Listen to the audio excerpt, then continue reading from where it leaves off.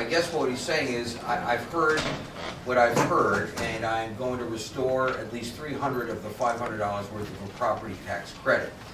The way he pays for that is by redefining wealth. In other words, in the governor's initial budget, he had certain tax brackets for the wealthier of our taxpayers that grew incrementally with the amount of money that one makes. And what he's simply done is shifted downward the start of those tax brackets so that the higher tax bracket kicks in at a lower income rate, and he takes that money and he shifts it to restoring the property tax credit.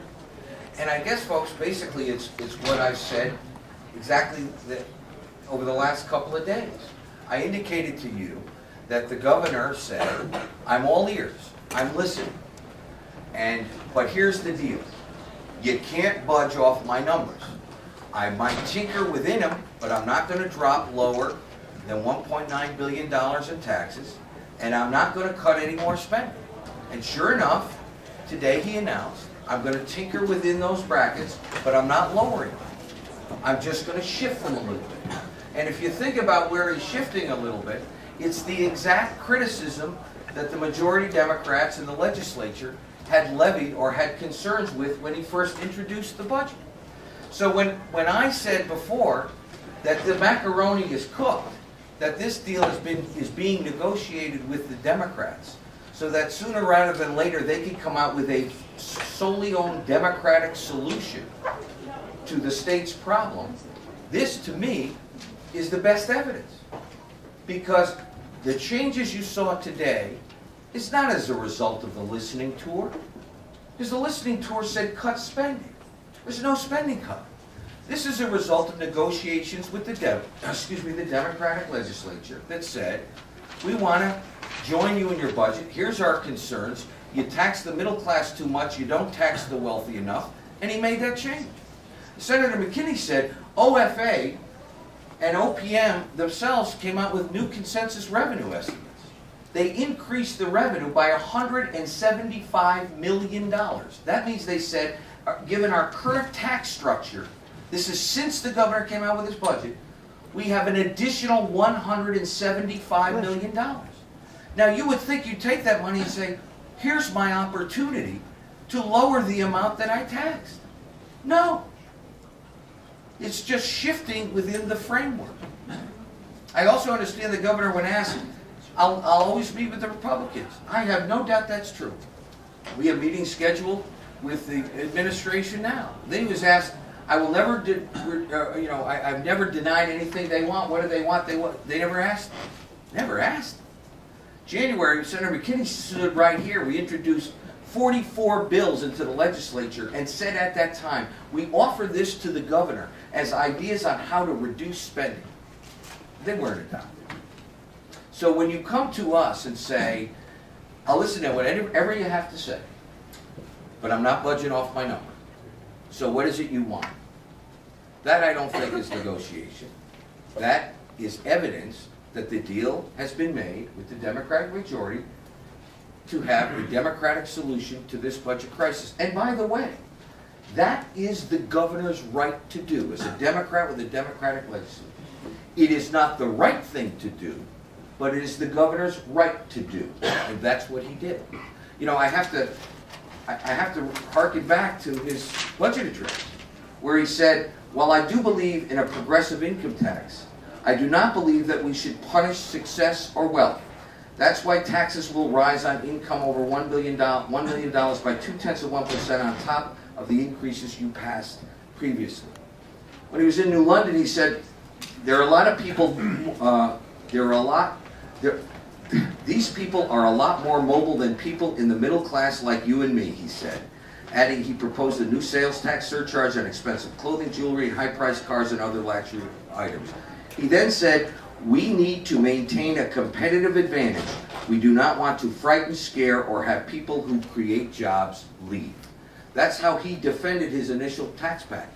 Today, we saw that he just shifted it away from the middle class to those that he said we don't want to scare away. Did not cut spending, did not even use the $175 million to mitigate the effect of the tax package. Any other questions? John or Larry, will the budget that you folks present either, I don't know, tomorrow or next week have some tax increases? Are you going to have a tax package? There will be no tax increases. There will be no tax increases. That's correct. Hey, Larry, can I ask you something? Most of the people that you folks represent are middle-class voters, right? So wouldn't it be a good thing for your mostly middle-class voters to have more of the tax burden shifted away from them? It would be a better thing if there were no tax increases at all. That wasn't the question. That was my answer, right? That wasn't your question, You don't but want that's to my answer answer. that question, that it might be better to have middle-class taxpayers pay less. Under the scheme that I'm just proposing, they are paying less. They have their full $500 credit. Okay, that's current law. They don't pay an additional sales tax on everything as the governor proposes they do, and their income tax doesn't go up. That's still in If his you had to make plan. a choice, if you had to make a choice between middle-income taxpayers paying more or wealthier taxpayers paying more, which would be your choice? The former, which is our current system. Right now, middle-class taxpayers pay less than our wealthiest citizens. That's the way it should be.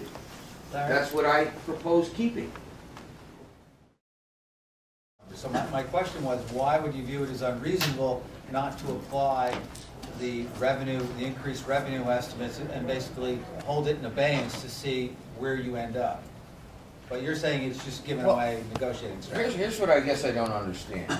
If the governor was willing to come out the other day with his, quote, doomsday budget to show what spending cuts would be like if he wasn't able to achieve union concessions, why isn't he able to do the same kind of thing with this additional revenue?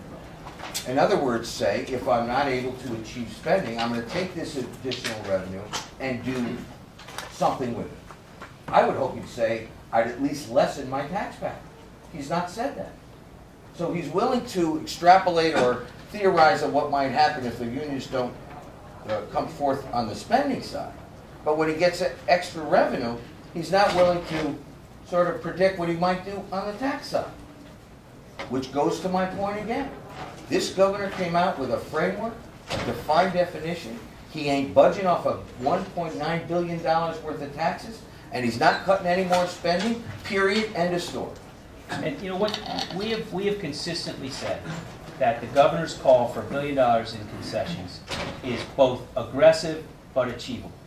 And we believe that because we believe and have been saying the same thing we think this governor believes, and we applaud him on this fact. This is not just a 2-year issue. This is about the sustainability of the state of Connecticut over the next 10 to 20 years. And the fact that the pension and benefits for state employees are simply unaffordable, that's the 2-year problem, and unsustainable. That's the 10 to 20-year problem. And this governor, I believe, is not just about fixing that 2-year problem in those $1 billion concessions. He's about fixing the long-term problem. That's why it is so critical that he gets the $1 billion, and that's why we believe he can and should get them. You guys keep saying 1.9 billion. Can you break that down for me? 1.5 goes to the state. I thought it was 1.5 goes. 1.6 billion when you added the general fund and special transportation funding. The provider tax is over $300 million. Provider tax, It's called a provider tax. Oh, okay, It's so a new tax on hospitals. That's a tax increase. He does not put that as a it. revenue. He does not put it in his tax package. Yeah. You can call anything you want anything you want. It's called a provider tax. It's a new tax increase on hospitals that does not exist. That's a tax increase. Okay, Well, and also, there's another point to that, another deviation. 1.9, the higher number that's coming to the state, is because the governor in his budget also changes the law to allow taxes, not to allow, to mandate taxes that municipalities get to collect.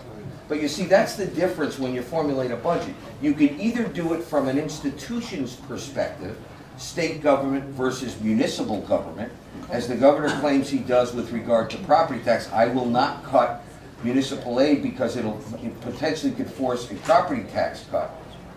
We should be formulating budgets from the perspective of the people we serve and that live here. Because to the person who lives here, that is not a $1.5 billion budget to the state and a $0.4 billion budget to the municipalities. It's all coming out of the same pocket. That's why it's $1.9 billion. Anybody else? The governor was saying that you have not asked him for anything in particular budget-wise. Well, you know, sorry, I told him I was going to use this line. It's like the guy who goes to the used car salesman, and the used car salesman says, you could have any car you want and any color you want as long as you take that one in black. Governor, we'd like to offer you proposals to cut spending and lower your tax increase. I'm not moving beyond my $1.5 billion tax increase. That's asking and not getting. So And by the way, I'm not upset at him for that, but it's, you know, I think he's having a little gamesmanship with us by saying, you know, they haven't asked for anything. It's just not. Are you saying he's like a used car dealer? No. Why are you waiting? I just didn't.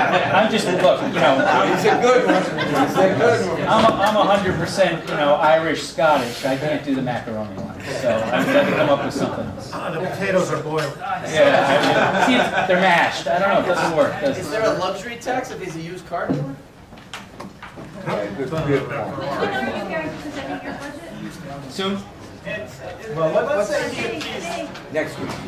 let's say if he's the Democratic majority, and now he doesn't need any Republican votes to pass his budget. Is that a possibility right now? I mean, Possibility. So what's the point of presenting your budget? Because we Because have an obligation to say that we believe there's a different and better way to run state government. We have a different vision for state government than the Democrat majority has, and candidly than the governor has. And we have an obligation to present that vision. Do you have a game plan for getting some parts of that vision into policy? It's always been our hope. In fact, that's what we started this session about. You know, I heard my governor say there's no Republican ideas, there's no Democratic ideas, there's only good ideas. But when you start off saying, I'm going to come out from Jump Street with the floor that I'm not budging off of, and I recognize that you'll never support it, and I'm going to negotiate and tweak it with Democrats so we're all on the same page, what you're saying is, we don't care what you say. We're going to do it our way, which again, is his right to do. It's not the right thing to do, but it's his right to do. And that's what he's chosen to do. But there will be things that Republicans believe in and have fought for that we will try to and hopefully will get as part of a final budget. Because there are things where we agree with Governor Malloy. For example, Republicans have always believed that legislators should vote on collective bargaining agreements. Governor Malloy agrees. There are 14 Republicans in the Senate who say yes, we need 4 Democrats to agree with us, and the Lieutenant Governor will break the tie on that. Republicans believe that the governor should have more rescission authority. We believe that for Jody Rell. We believe it for Dan Malloy. Democrats opposed us. There are 14 people in the Senate who want to give the governor more rescission authority. We need 4 Democrats to join us. There are a number of those ideas. Longevity payment. We're for getting rid of longevity payments. Governor Malloy has said, put a bill on my desk. There are 14 Republicans in the Senate, and all of them in the House, sorry, I'm just talking about the Senate, but who believe in that. We need 4 Democrats to agree with us, and Governor Malloy will get Republican initiatives in his budget. The governor's chosen to use that extra revenue in what ways we don't know. He hasn't used it to cut spending, and he hasn't used it to cut the tax increases. Are you both saying that there is 0 chance of any Republican votes for the governor's budget right now? Are you both saying At $1.9 billion, there's no Republicans in the Senate who vote for that. none? And none of that. As we speak. But I think, you know, And they know that. again, and this is where I always appreciate the governor's candor. Through his folks, they said, we didn't expect it. We didn't expect it. We came out of Jump Street, we expected you not to absolutely support our budget. Okay, that's our starting point. Larry, you think the changes that the governor proposed today, that he'll lose some Democratic votes, particularly from Fairfield County? Lose them. Yeah, in terms of, Whatever in he terms of loses, raising the taxes on the wealthy. He would not have come out with this unless he negotiated it already. It's part of the deal. So this is all going to go nice and nice. No, Brian, this was definitely a change that was done at the request of the Democrat majority in the House and Senate. Sean, you said you didn't think that you'll be able to get the union concessions and savings. How much realistically do you think you can expect? I think he can achieve $1 billion. I think it's absolutely critical to the budget and to the future of the state. But by leaving $175 million of extra revenue out there, not using it for spending cuts, not using it to reduce the tax increases. Well, the third part of his framework is concessions. And so unless the governor is willing to come out now and say, wait a minute, I know we got extra revenue, I'm going to use it to cut some spending, or I'm going to use it to not increase taxes, then it's going to go to that third piece. And if I'm at the table with him, I'm saying, hey, $1 billion minus 175, that's where we're starting. So what do you think he'll walk away with then? I'm hoping he's going to walk away with $1 billion, and that we'll get it soon so he You doesn't said have to lay earlier- off state You employees. said earlier that as of today, you don't think that's gonna happen. I think now their max is going to be, make sure I do the math right, $825 million. See, I disagree with my colleague. This governor is very bright, he's very hands-on, he knows what he wants, and he's determined to get what he wants. He's certainly proven that with the budget. I have every confidence he's going to do that with the concessions. $1 billion, 2 years. He's got it.